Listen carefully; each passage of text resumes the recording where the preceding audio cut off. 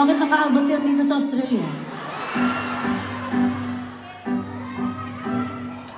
Nakakabuisit kung bakit umaabot yan dito, ha?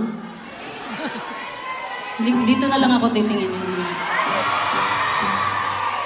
Ito na, magpapakilala na po muna ako bago kung saan-saan pa tayo mapunta.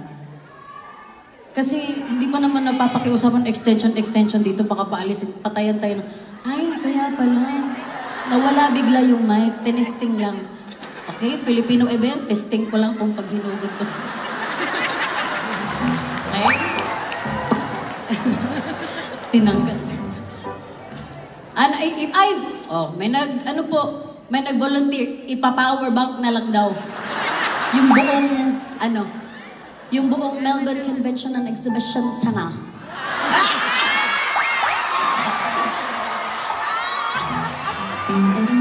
Tingnan nyo, ilang weeks ba tayo dito sa Australia? 3 weeks? Oh, sabi ko, pagka-Australia ko pa, iba na pagkasabi ko. 2 weeks ba? Ay, uuwi ka nga maaga. Bumulong dito sa tenga ko. Tulang. Kasi nga uuwi ka nga maaga.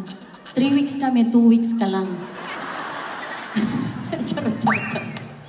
Hindi, so, kung kunwari sige, pagbigyan na natin siya kasi uuwi nga siya maaga. 2 weeks. Kung kunwari 2 weeks lang ako dito, pag uwi ko ng Pilipinas, dapat ang kapal-kapal na ng accent ko. Tapos dapat hindi na ako nakakaintindi ng Tagalog.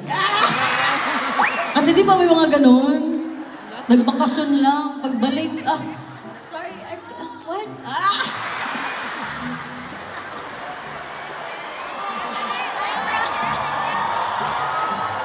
Dapat ganun. Pag uwi ko sa bahay, pag tinanong ako ng ng kasambahay namin, ano gusto mong ulam? I can't understand you. Okay, ito na. Magpapakilala na po ako. Inisip ko pa, ano ka masasabi ko? Guys, hindi tayo mag-move on kung every time sasabihin kong magpapakilala ako ay may iba kayo sinasabi.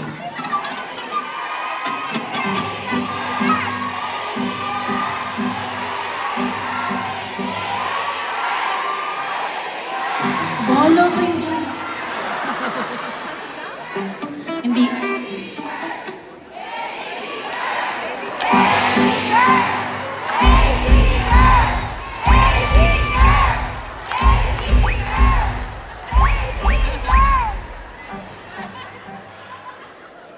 Hindi kayo magandang kabandi. Dapat pag hindi na lumalabas ng Pilipinas yung mga ganyan. Kayo. Alam ko na naman, pagdating sa TikTok, yung kahit mamaya pag lumabas na lahat ng ugat ko sa kanta and everything, puro kabalahuraan po lang i-upload niyo. Ganyan kayo. Alam niya, nape-pressure tuloy ako. Kanina may nag-post, saan ba yun? Tapos merong isa sa inyo dito nag-comment, Casey, oh my gosh, excited na kami makita ka mamaya. Gusto ko nang tumawa.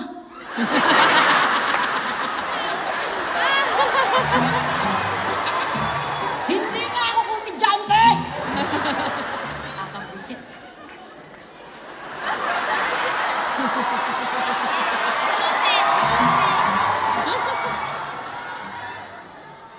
What?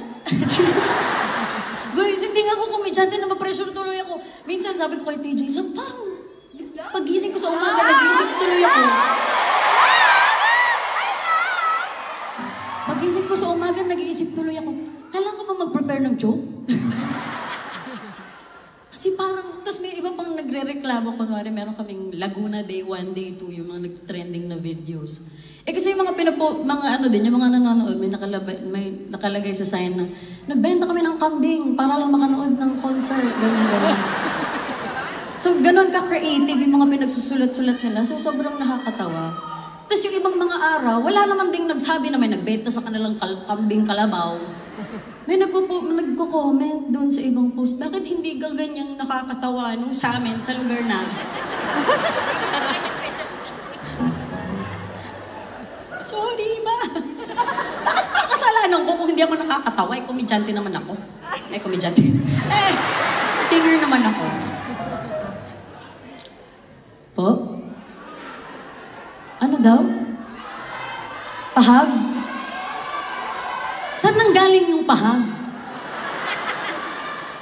Kuya, anong relate dun sa shinare ko, pahag?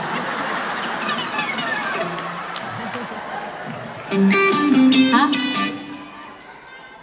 Eh bakit nagagalit? Nagpapahag pero nagagalit. Sabi niya, isa lang. Birthday ko naman eh. Bakit? Last mo na ba? Charot, charot, charot, charot.